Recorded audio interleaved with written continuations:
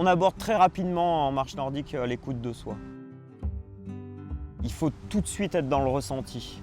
Si on veut obtenir le plaisir, il faut aller vers ce vecteur-là du ressenti. Le ressenti du bâton, le ressenti du sol, le ressenti du mouvement, de l'amplitude, le ressenti de l'espace aussi dans lequel on s'insère.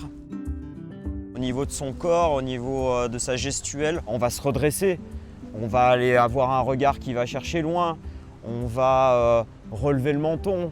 Ça, c'est des signes, je dirais, qui vont permettre de prendre conscience de soi et de prendre conscience de soi dans sa globalité.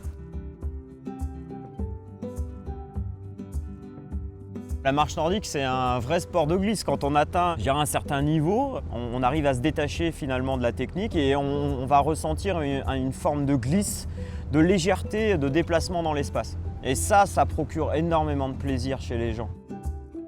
C'est vraiment quelque chose qu'il faut rechercher dans sa pratique. Le bâton est là vraiment pour propulser et donner aux gens le sentiment de glisse sur le sol. Ça permet de glisser aussi dans sa vie, aussi je pense qu'on peut faire ce type de rapprochement, d'intégrer mieux les choses et de faire circuler l'énergie en soi. C'est devenu quelque chose qui est à part entière dans ma vie. Et puis qui est devenu petit à petit aussi un ancrage dans notre vie de famille, puisque avec ma femme, on s'est mis à pratiquer ensemble, en couple.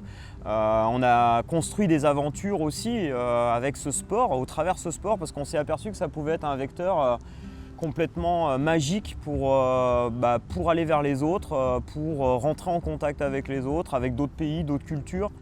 En partageant avec les autres, je vais repousser mes limites tranquillement.